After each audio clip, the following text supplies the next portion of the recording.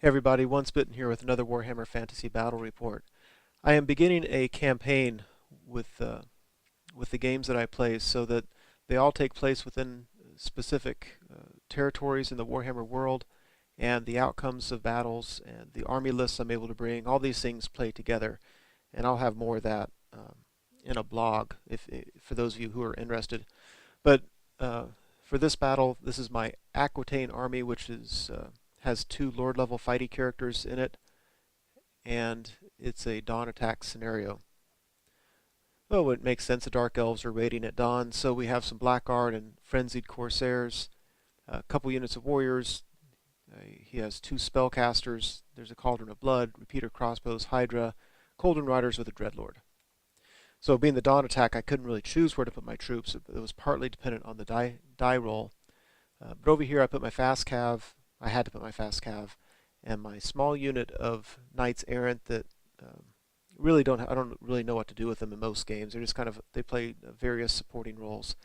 I did have a Grail Relique, and I decided to put my damsel there and put her near the wizard's tower, because what's going to happen is, as long as she's within 6 inches of that tower, she can choose any spell within her lore. And that was great because I don't remember, she always takes the signature spell, and I forget the other spell she had, but I love the idea of using that dragon against these squishy elves. Anyway, I have a Lord level character on a Hippogriff. He's got the virtue of audacity, so against people who are higher strength than him, he gets some benefits, which in this army doesn't really apply. Knights of the Realm with my monster killing lord is in the front row.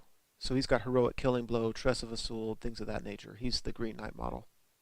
So Archers, Pegasus Knights, Trebuchet, Knights Errant, and then next to the Knights Errant, I have Questing Knights with my Battle Standard Bearer, who has the Stubborn Crown. So that's what it looks like as we line up.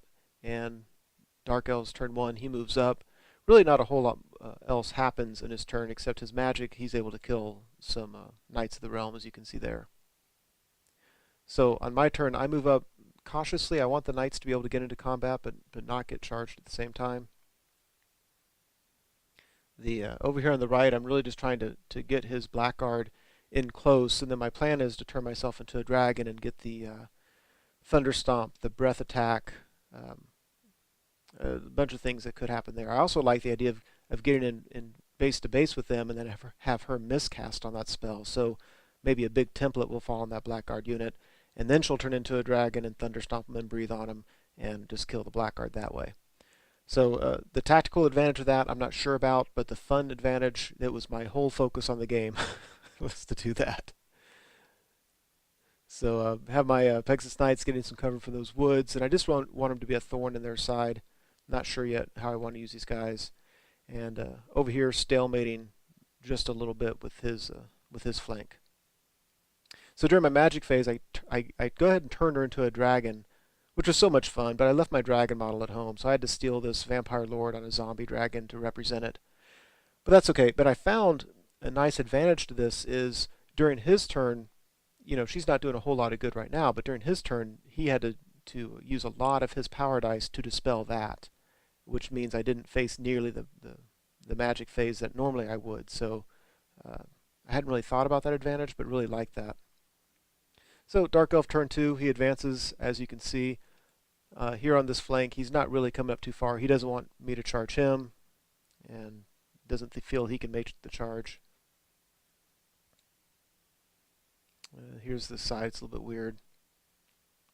Yeah, there she is. He took a lot of his dice and turned her back into a mage, and that's okay. I only lost 2 guys in my miscast to turn her into a dragon, and I'll happily do that again, just for the fun of it. So he shoots at these guys despite the fence to fight toughness 4 and a 3-up armor save and a 6-up ward save. He gets 2 wounds, and they fail their panic test. I tried the Sphinx to riddle with my champion of the Questy Knights, and failed it. So he died, thanks to me. On Bret 2, also, these guys failed to rally, so I lose my Pegasus Knights. And otherwise, here again, I'm on the far right, I'm really just trying to set up a trap with his Blackguard. And here I go ahead and do a dual charge. I really like getting that Hippogriff And there again, this Thunderstomp and all those attacks, and I have 2 Lord level characters in that fight, so even though he has Frenzy, he's only Strength 3, so I think I'll be okay with that. And over here, I decide not to charge because, well, actually, I had to test not to charge with the Knight's Errant. They didn't have to. But I don't want to try to charge this. He's just too far away, and I think I have him outranged. So I'm happy to sit back and throw stones at him if he's going to wait around. So there we are before combat. Oh, there we go. That's what a trebuchet does when you sit back for too long. After combat, his Corsairs are dead. Notice I only lost 1 Knight of the Realm. So I pursued and ran him down with my Hippogriff. The Knights of the Realm just reformed because I felt that if I had pursued with them, they'd be right in front of that warrior unit. So this way, if he charges me, I can stand there or I can flee or whatever. So Dark Elf turn 3, he decides not to charge me. Yeah, he just moves up over here a little bit. Yeah, standing back, just going to cast spells at me, but he made a mistake and he took those spellcasters, have them on their own, and I can charge my Green Knight General, he's not the Green Knight, at one of those spellcasters. And I think he wasn't thinking about my ability to charge out of a unit. Over here he tries to charge, fails it. Kills the Hippogriff right out from underneath this Lord using magic. That was a bummer.